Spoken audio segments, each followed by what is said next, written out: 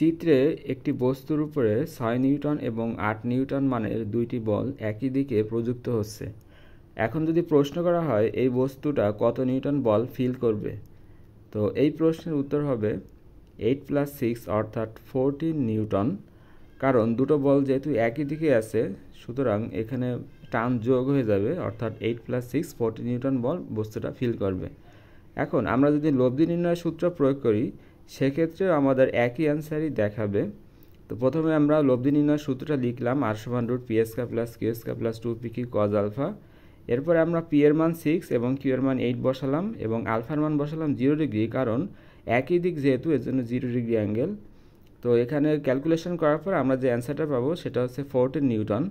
অর্থাৎ আমরা অনুমান করে যে মানটা বের করছিলাম, এক্ষেত্রে লব্ধি নির্ণয়ের সূত্র প্রয়োগ করেও কিন্তু সেই একই অ্যান্সারই আসতেছে, অর্থাৎ 14 নিউটনই আসতেছে।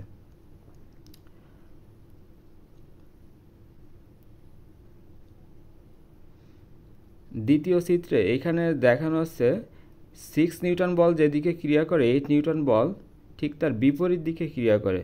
তাহলে প্রশ্ন হচ্ছে এক্ষেত্রে লব্ধির মান কত, অর্থাৎ বস্তুটা ফিল করবে কত নিউটন।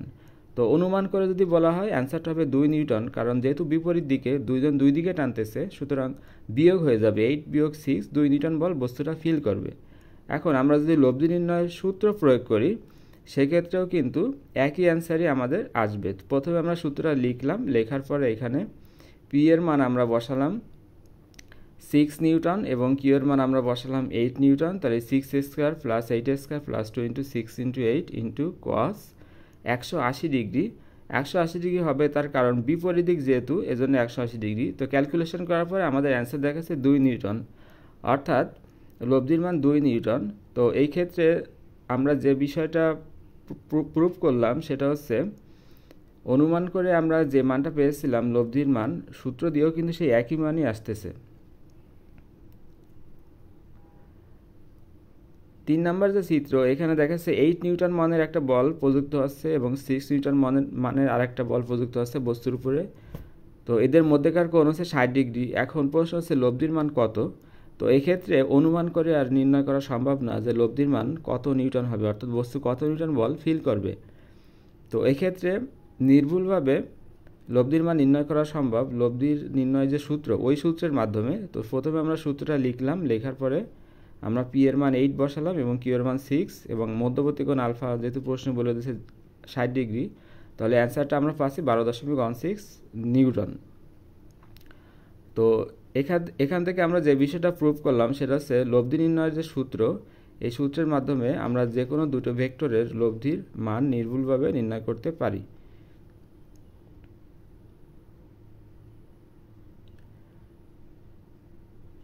এই বস্তুর উপরে 6 নিউটন এবং 6 নিউটন মানে দুটো বল প্রযুক্ত হচ্ছে 60 ডিগ্রি অ্যাঙ্গেলে। এখন প্রশ্ন হচ্ছে এই বস্তুটা কোন দিকে গতিশীল হবে।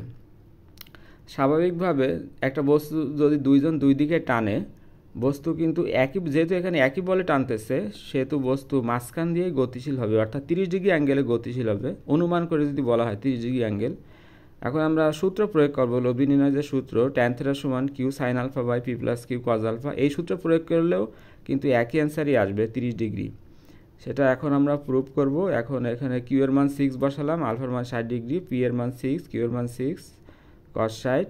তো এখানে ক্যালকুলেশন করার পরে থেটার যে মান আমাদের দেখাবে ক্যালকুলেটরে 30 ডিগ্রি, অর্থাৎ বস্তুটা কিন্তু মাঝখান দিয়ে যাবে, কারণ একই বলে টানা হয়েছিল। অর্থাৎ সূত্রের মাধ্যমে আমরা যে মান পাচ্ছি অনুমান করেও কিন্তু সেই একই মানই পাওয়া গেছে।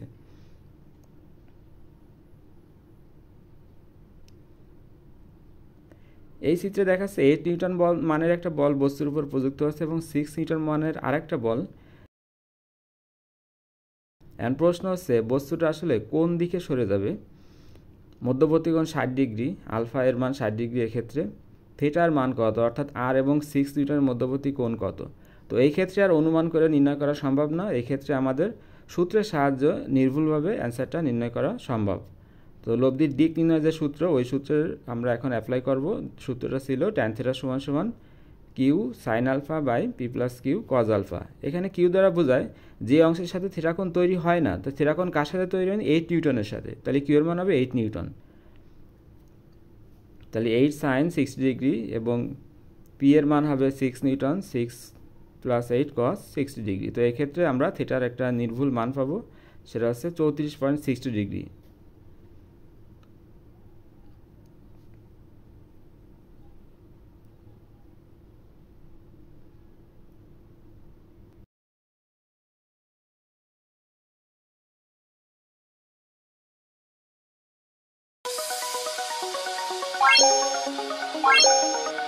Bye.